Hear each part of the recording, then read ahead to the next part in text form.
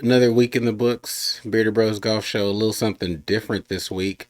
We have a special. Well, let me introduce ourselves first. I'm Rod. And I'm Marcus.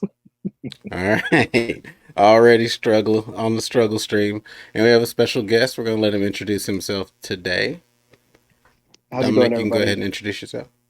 Cool. I'm Dominic Reed. I am an assistant golf professional at Westwood Country Club out in Vienna, Virginia, and I'm happy to be here with you guys today. What would be the biggest piece of advice that you'd give to amateur golfers that's universal, that is either a misconception or that could get them to a place where they're playing respectable golf the quickest? Stop taking IG golf tips today. Today. Okay. Today. Because in reality, if we're thinking about golf from an instructional standpoint, there are really five metrics I think that you have to take a look at. All right. You've got skills, right? And when we say skills, that's not necessarily is your golf swing pretty, right? That is, if I ask you to hit a shot 10 yards, does it go 10 yards? Okay. Yep. Mm. Second thing, physical ability, right? Can that person move? Is this person an athletic person, or are there certain limitations that they have within their body? And knowing and understanding what those are and how those correlate to a golf swing. Because everything that we do within our golf swing is a product of our mobility. It's a product of how we can load and unload our muscles and the entire structure of our body. So you got to understand that. Third thing is you got to understand the strategy and the mental side. There's no getting around it. Golf is a mental game. You have to have an understanding for what you are trying to do in an objective, and you have to have a strategy for how you're going to attack that. If you're not focused on that, you're going to make mistakes. And one shot seems like just one shot, but if you're losing one shot every hole for 18 holes, you've lost 18 shots. Mm, Uh, I would say the fourth thing you have to understand is you have to understand your swing signature.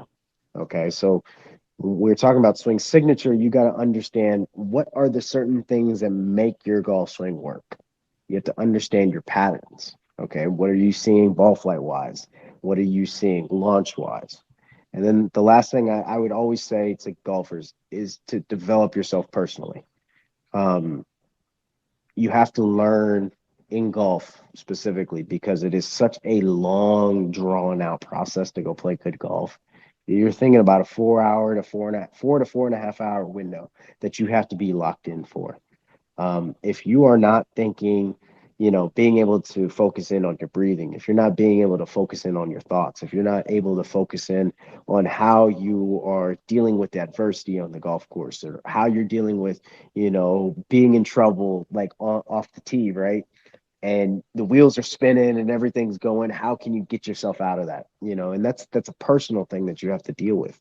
I think golf can't be fixed in 2 seconds. It just can't because it doesn't translate because there's so many variations that we have to take a look at for you to be able to play good golf. It's not playing simulator golf where you're playing on a flat lie and perfect surfaces all the time. So you got to start to agreed. understand all of these things as an entity together, and if you can do that, that's where the good golf is played. Is where you're focusing on it in the right way, understanding the tangible things that you can do to really try to improve, rather than just focusing on one little thing that might work or may not work. You get a lot of stuff out of this channel, y'all. A little business knowledge, a little technical golf knowledge, a little BS in here and there. You're in a well-rounded environment. So, uh, Absolutely. hit that subscribe button, hit that membership button. We got you covered on all things golf.